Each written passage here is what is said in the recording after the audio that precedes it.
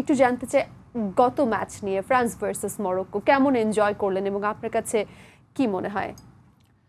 France তো বরাবরই favourite, hot favourite. গত ওয়ার্ল্ড কাপেও ছিল, এই ওয়ার্ল্ড কাপেও আনডাউটলি তারা ডিজার্ভ করে।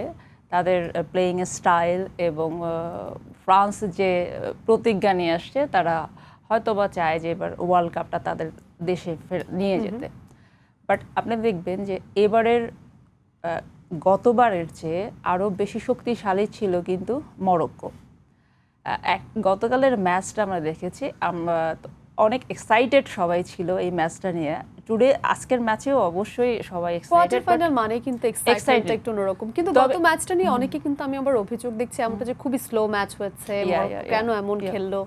তবে আমরা যেরকম এক্সাইটেড দেখেছি গত ম্যাচে, আপনি যদি স্পেন আর পর্তুগালের ম্যাচটা দেখেন, তো আর্জেন্টিনার সাথে কেপ ভার্দের ম্যাচটা দেখেন, ওই গ্রুপ পর্বের বা কোয়ার্টার রাউন্ড 32 যেগুলো ম্যাচ দেখেন, কিছু কিছু ম্যাচ আমার কাছে মনে হচ্ছে লাইক ফাইনাল ম্যাচ।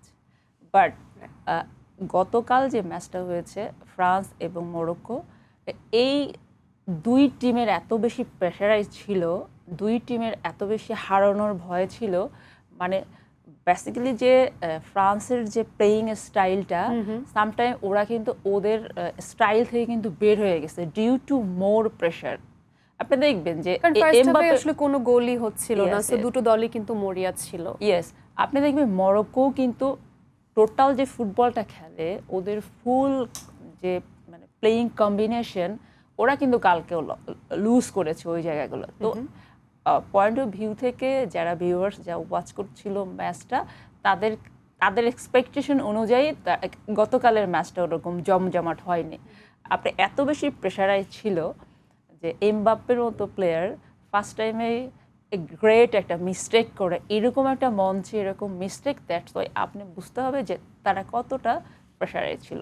যদিও বা ম্যাচটা ফ্রান্সের দখলে নিয়ে এসছে, তবে এখানে অল ক্রেডিট দিব আমি হচ্ছে গিয়ে এমবাপ্পেকে।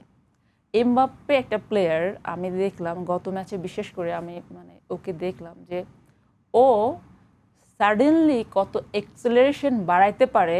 ওর ফার্স্ট গোল, ওর গোল যারা খেলছেন তাদের মধ্যে সবচাইতে দ্রুত গতির প্লেয়ার, দ্রুত গতি। এবং ওর মধ্যে যে জিনিসটা হয়, আমরা যদি বাইক বলি, এক্সেলারেশন যখন হঠাৎ করে কিন্তু সম্ভব হয় না, স্লোলি দেন আপনি নিতে পারেন সামনে, যার কতটা স্পিডটা উঠাবে। কিন্তু ও গতকাল ম্যাচে যেগুলো রান মেক করেছে, আমার কাছে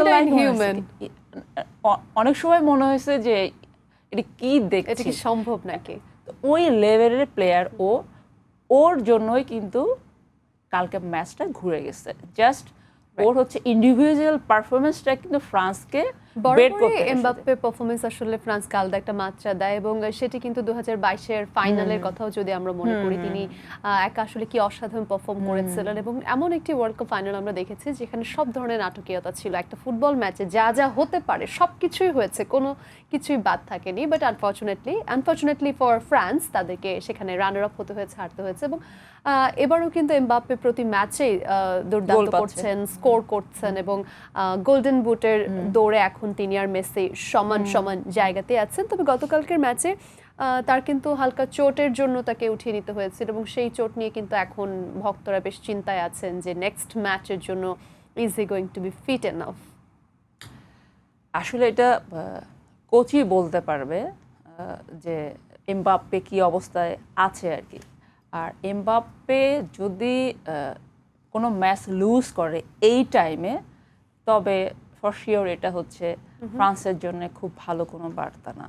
মরক্কোর জন্য কি বলবেন? মরক্কো দারুণ খেলেছে, এবং আমরা দেখছি যে এই দলটি একটা লম্বা সময় পর ওয়ার্ল্ড কাপে এসেই গতবার সেমিফাইনাল খেলা, এবং আপনি যেমন বলছিলেন গতবারের চাইতে এবারের টিমটা আরো বেশি মনে হচ্ছিল পরিণত, আরো বেশি স্ট্রং। আশরাফ হাকিমি, ইসমাইল, এবং সবকিছু মিলিয়ে তাদের পারফরমেন্সে কোন জায়গায় মনে হচ্ছে আসলে is it just Frances credit, or মরক্কোর কিছু জায়গায় ভুল ছিল বলেই তাদেরকে হারতে হয়েছে?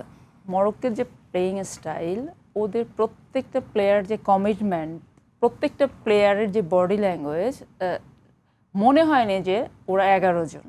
আমার কাছে সামটাইম মনে হয়েছে যে একটা বন্ডিং, একটা প্লেইং স্টাইল, ওদের এতটা বন্ডিং ছিল ওদের এবার খেলার ধরন। গতবারও কিন্তু সেমিফাইনালে মরক্কো একটা জায়গায় হোঁচট খেয়েছে, তো এইবারও সেম জায়গায় হোঁচট খেলো। তো গতকালের ম্যাচটা কিন্তু মরক্কোর যে মেইন প্লেইং স্টাইল, ওরা কিন্তু ওই জায়গাটা তো শো করতে পারে নাই।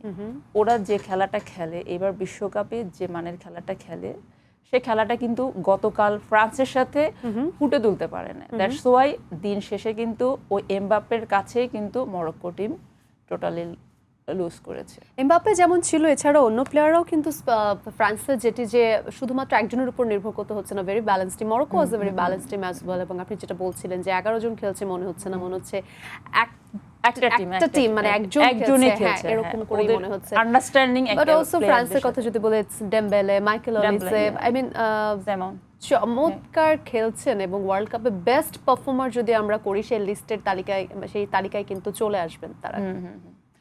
না ঠিক আছে, আপনি দেখবেন যে ম্যাচ উইন যদি হয় কোনো দলের, একটা বিগ মানে টিমেরও কিন্তু একটা ব্যাড ডে আসে। ইয়েস। তো অনেক সময় দেখবেন যে আমরা এক্সপেকটেশন করছি যে না, এমবাপ্পে পেনাল্টিটা দিতে পারবে, মেসি পেনাল্টিটা কুইট করতে পারবে, বাট তারা পারতেছে না। তো অনেক সময় একটা দলের প্রতি মানুষের এক্সপেকটেশন থাকে, কিন্তু দিন শেষে ডিউরিং দ্যাট ম্যাচ টাইমে কে কতটা ভালো করতে পারে, দিন শেষে তারাই। একদমই ঠিক বলেছেন, যে যেটি বলছিলেন যে একটা ব্যাড ডে তো সবারই থাকে আসলে, খেলায় তো একজনকে হারতে হয়, সো যে হারছে ব্যাড ডেটা তারই হচ্ছে ultimately, because winners are winners. এবং যেমনটা বলছিলেন এমবাপ্পের পেনাল্টির কথা, I think penalty is kind of it's a luck, so বলা যায় না মেসি মিস করছেন, এমবাপ্পে মিস করছেন, বাট দিন শেষে মেসিও কামব্যাক করতে পারছেন, এমবাপ্পেও কামব্যাক করতে পারছেন, স্কোর করতে পারছেন।